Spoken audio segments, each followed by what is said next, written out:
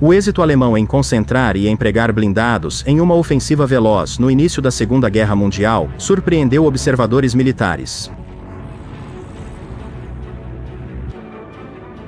Os impactos foram notáveis, mesmo para forças já familiarizadas com a guerra mecanizada em larga escala. O colapso da Polônia, em 1939, seguido pela derrota do exército francês e da Força Expedicionária Britânica na França, em 1940, criou a noção de que grandes forças de tanques eram quase invencíveis contra defensores despreparados.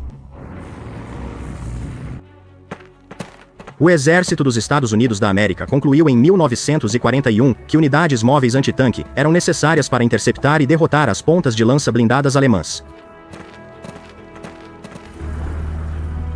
O Departamento de Guerra introduziu um conceito militar único para o Exército dos Estados Unidos da América em 3 de dezembro de 1941, o destruidor de tanques.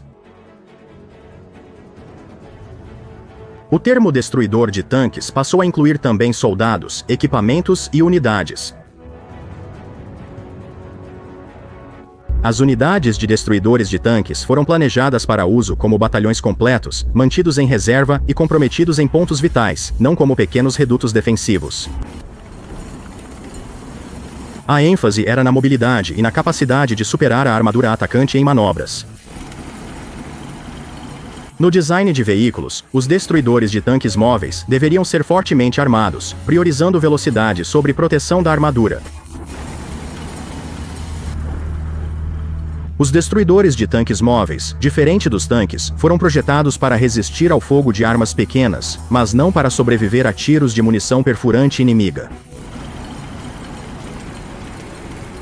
Além disso, as equipes eram treinadas para esconder seu veículo do fogo hostil. Os destruidores de tanques, como a armadura e a artilharia, estabeleceram seu próprio ramo do exército, com o apoio do tenente-general Leslie McNair, o chefe de treinamento e doutrina do exército. O conceito de destruidor de tanques previa batalhões operando como unidades autônomas, aptas a reagir rapidamente a grandes ataques de tanques inimigos.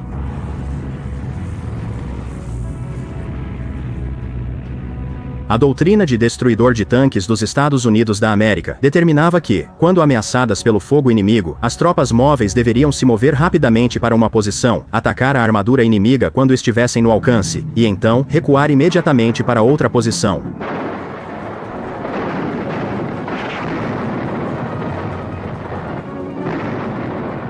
O exército não planejava que seus tanques se especializassem na defesa contra panzers inimigos.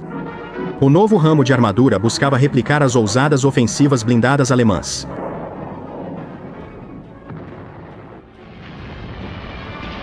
Contudo, a doutrina do destruidor de tanques não implicava que os tanques não deveriam combater outros tanques, um mito comum. O Manual de Campo da Força Blindada dos Estados Unidos da América não menciona que a blindagem americana era tão inadequada que exigia o uso de destruidores de tanques dedicados. Priorizava-se velocidade e mobilidade, com armamento em torre capaz de destruir a blindagem inimiga, e apenas o suficiente para resistir a armas pequenas. Isso se diferenciava dos destruidores de tanques russos e alemães, que eram lentos, fortemente armados e blindados, mas sem torre. Eram considerados luxos desnecessários para o papel defensivo antitanque. As torres integravam uma doutrina americana que previa um papel mais ativo.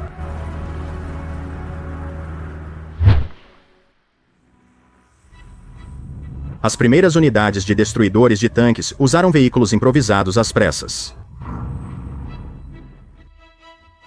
O M6 consistia em um canhão antitanque de 37 mm, montado em um caminhão de 3/4 de tonelada. O M3 GMC era um M3 meio rasto sobrecarregado com um obus francês de 75 mm montado em cima. Ambas as variantes não tinham torres e eram levemente blindadas.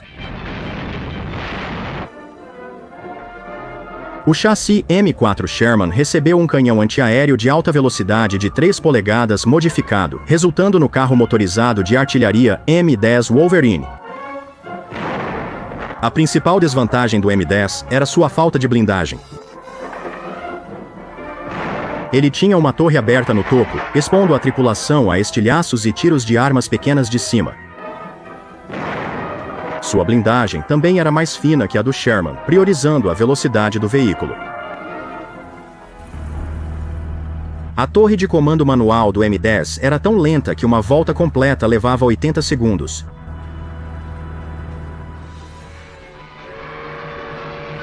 O Exército dos Estados Unidos da América usou 7 batalhões de destruidores de tanques na campanha da Tunísia em 1942 a 1943. Contudo, eles foram constantemente divididos até o nível de pelotão para apoiar a infantaria, contrariando a doutrina. O 601º Batalhão de Destruidores de Tanques, na Batalha de El Ghoutar, foi o único caso em que tal batalhão atuou como força organizada, defendendo-se de um ataque pela 10ª Divisão Panzer, destruindo 30 de seus 57 tanques. Este confronto destacou-se por ser a única ocasião em que um batalhão lutou como uma unidade independente contra uma força blindada em campo aberto, seguindo o conceito original de destruidor de tanques.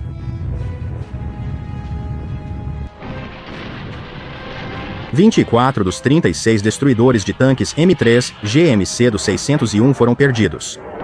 Eles também perderam 7 destruidores de tanques M10 do 800 e 99 batalhão de destruidores de tanques na batalha. Os destruidores de tanques eram mal vistos pelos comandantes aliados por causa das perdas significativas. O General George Patton afirmou que os destruidores de tanques falharam. McNair explicou a função dos destruidores de tanques. Era para ser uma força altamente móvel, que buscava posições favoráveis para enfrentar um ataque inimigo iminente. A campanha norte-africana trouxe revisões significativas à doutrina geral. A campanha italiana, que começou com os desembarques na Sicília em julho de 1943, foi o segundo teatro de operações para as unidades de destruidores de tanques. Embora a armadura alemã estivesse disponível no teatro, raramente era usada em grandes formações de batalha. Como resultado, os destruidores de tanques foram encarregados de diversas tarefas, principalmente fornecer suporte de artilharia local. Na Itália, os M3 GMCs foram substituídos pelo M10. Apesar de não poder lidar com a frente dos tanques Panther e Tiger, o M10 era adequado contra a maioria das armaduras inimigas enfrentadas na Itália, bem como tanques mais pesados pelos flancos.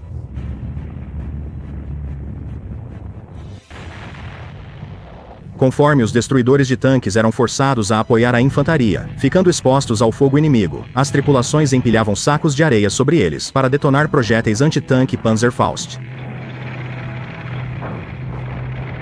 Metralhadoras extras e painéis blindados no topo dos destruidores de tanques foram algumas das melhorias de campo implementadas.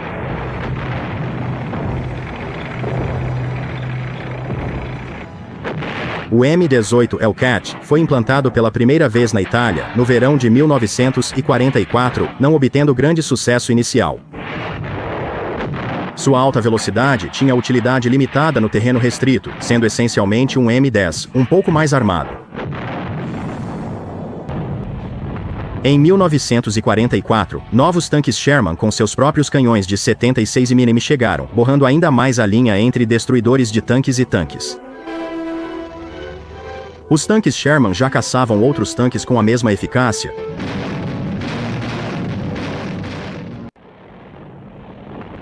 O maior emprego de unidades de destruidores de tanques ocorreu na campanha do noroeste da Europa, através da França, Países Baixos e Alemanha.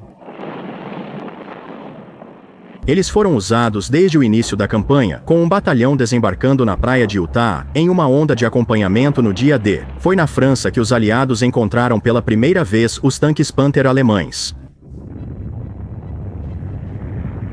A superior armadura frontal deste tanque, bem como do Tiger I e dos novos Panzerjägers, tornou os tanques e destruidores de tanques dos Estados Unidos da América menos eficazes. Apesar da armadura fraca e arma sem brilho, o M18 Hellcat teve a maior relação de mortes-perdas de qualquer veículo americano na guerra. Em agosto de 1944, o Batalhão de Destruidores de Tanques 630, usando apenas os 54 Panthers e Tigers, além de vários outros tanques menores, 17 dos seus.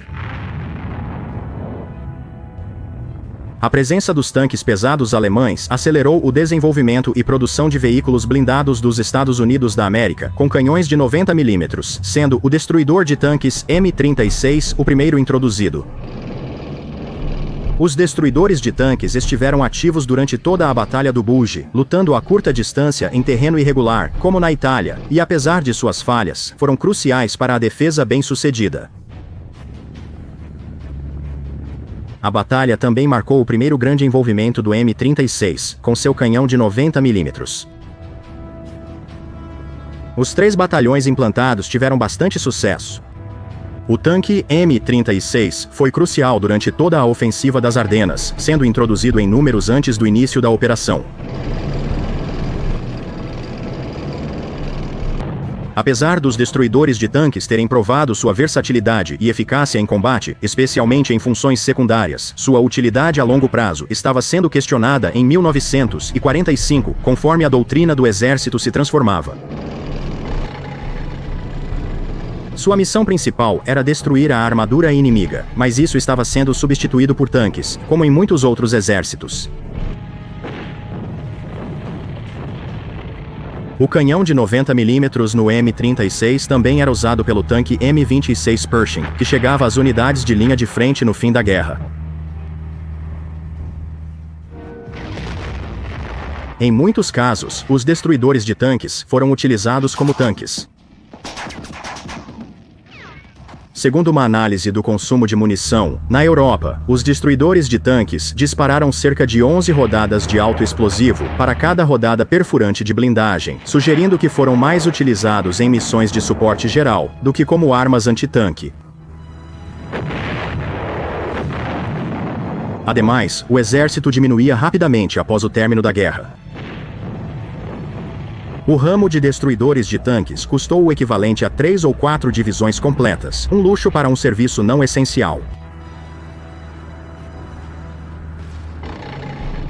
Após a guerra, o design dos tanques se consolidou no tanque de batalha principal, proporcionando maior flexibilidade tática aos comandantes. O relatório do Conselho Geral de 1945 resultou na dissolução dos batalhões de destruidores de tanques, e o Centro de Destruidores de Tanques foi fechado em 10 de novembro de 1945, encerrando as perspectivas de longo prazo da força.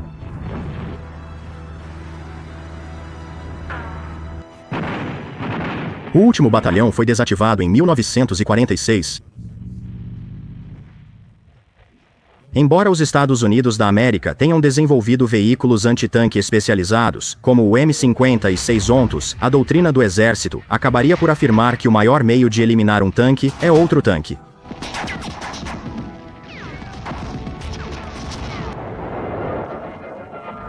Inscreva-se e apoie o canal para mais conteúdo.